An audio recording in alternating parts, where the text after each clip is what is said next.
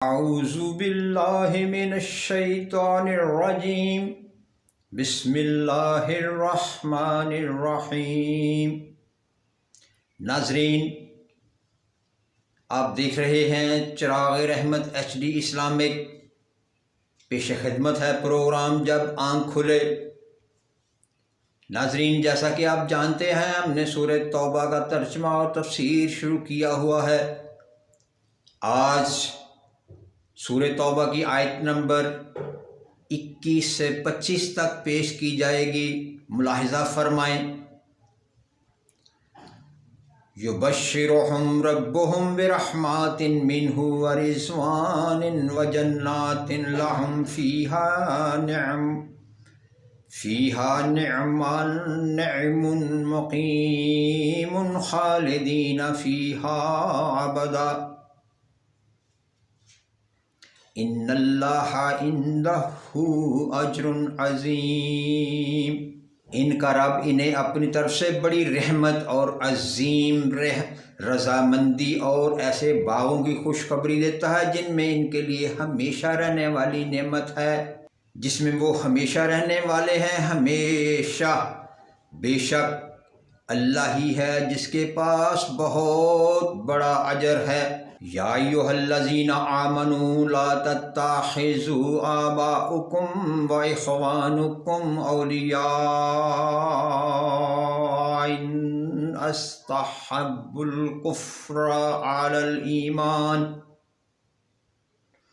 ومن یتولہم منکم فاولئک ھم الظالمون۔ اے لوگو جو ایمان لائے ہو، اپنے باپوں اپنے بھائیوں کو دوست نہ بناؤ اگر وہ ایمان کے مقابلے میں کفر سے محبت رکھیں، اور تم میں سے کوئی ان سے دوستی رکھے گا سو وہی لوگ ظالم ہیں۔ یعنی ان دونوں آیات میں اللہ تعالیٰ نے صاف صاف کہہ دیا کہ ان کا رب انہیں اپنی طرف سے بڑی رحمت اور عظیم رضامندی اور ایسے باغوں کی خوشخبری دیتا ہے جس میں وہ ہمیشہ رہیں گے، اور اس میں ہمیشہ رہنے والے جو ہیں وہ ہمیشہ نعمتوں میں رہیں گے۔ ان باغات میں اللہ کی نعمتیں بے شمار ہیں اور ہمیشہ ہمیشہ کے لیے ہیں۔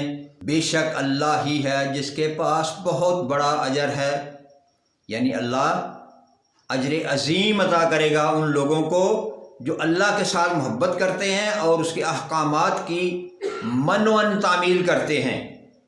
اے لوگو جو ایمان لائے ہو، اپنے باپوں اور اپنے بھائیوں کو دوست نہ بناؤ اگر وہ کفر کو دوست کرتے ہیں، یعنی اگر وہ ایمان والے نہیں ہیں اور وہ کافروں کے ساتھ محبت کرتے ہیں تو ان کے ساتھ قطعاً دوستی نہ رکھو۔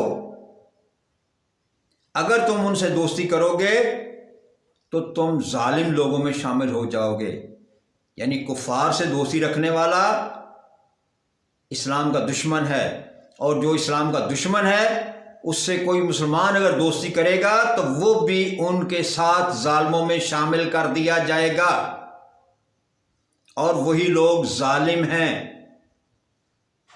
جو کفار کے دوست، جو اسلام کے دشمنوں یعنی کافروں اور مشرکین سے اور یہود و نصارہ سے دوستی کرتے ہیں۔ قُلْ إِنْ كَانَ آبَاؤُكُمْ وَأَبْنَاؤُكُمْ وَإِخْوَانُكُمْ وَأَزْوَاجُكُمْ وَعَشِيرَاتُكُمْ وَأَمْوَالٌ اقْتَرَفْتُمُوهَا وَتِجَارَةٌ تَخْشَوْنَ كَسَادَهَا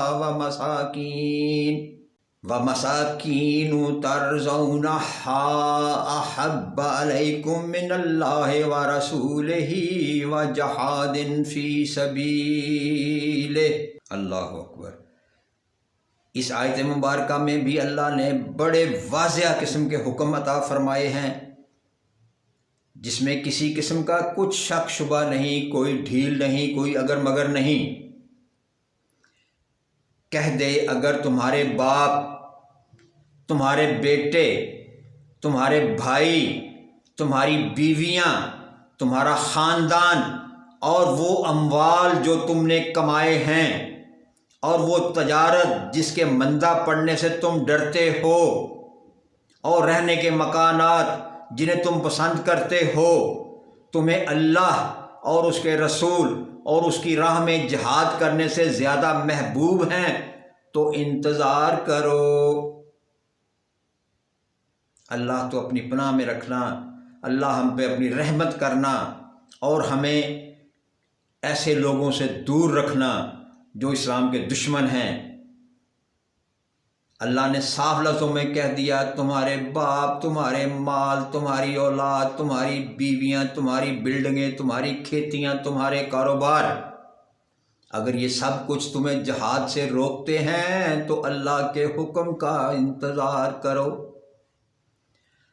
اللہ کے حکم کا مطلب صاف ظاہر ہے اور واضح ہے کہ اللہ کا حکم کا مطلب ہے اللہ کا عذاب، اور اللہ کا عذاب کبھی بھی آ سکتا ہے۔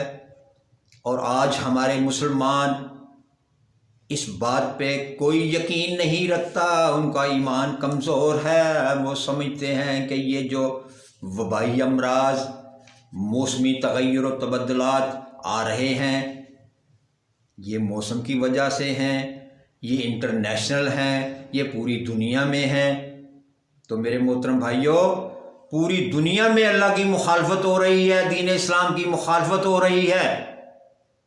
تمام بےہودگی، تمام فحاشی، تمام بے راہ روی اسلام کے منافی ہے۔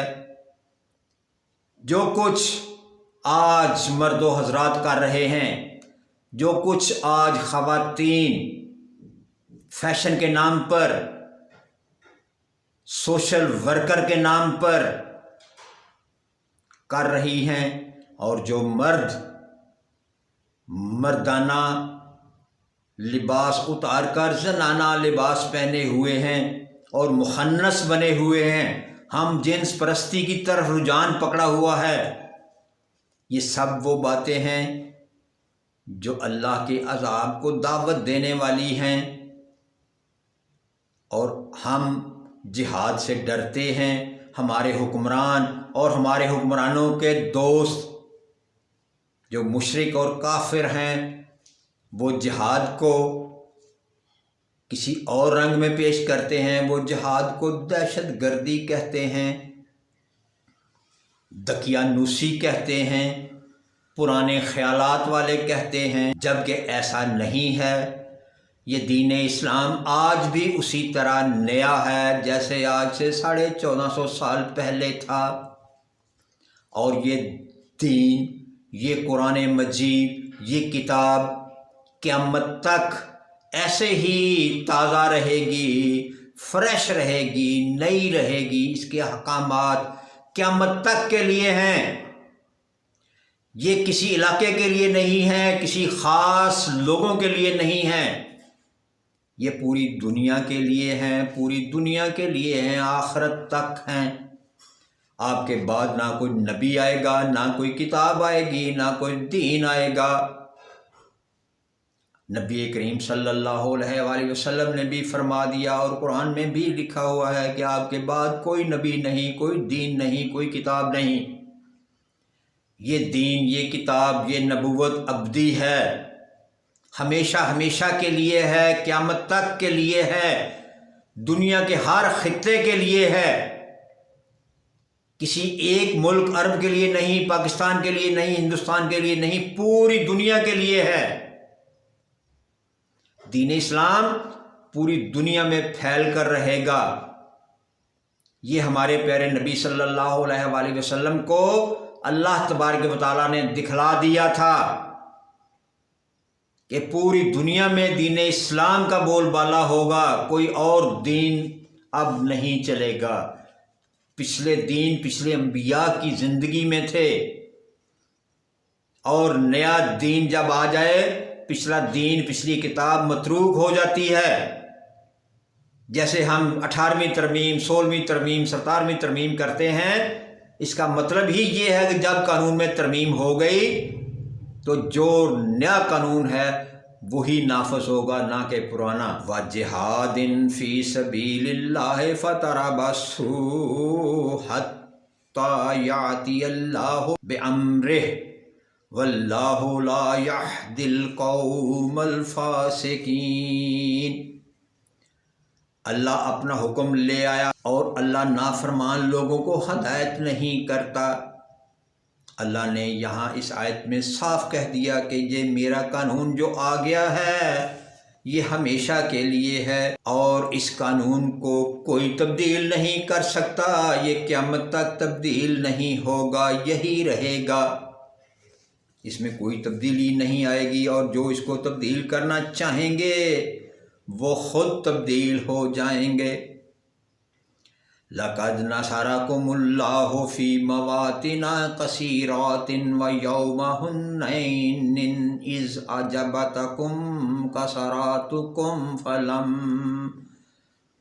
فَلَمْ تُغْنِ عَنكُمْ شَيْئًا وَضَاقَتْ عَلَيْكُمُ الْأَرْضُ بِمَا رَحُبَتْ ثُمَّ وَلَيْتُمْ مُدْبِرِينَ۔ بلا شبہ یقیناً اللہ نے بہت سی جگہوں میں تمہاری مدد فرمائی اور حنین کے دن بھی،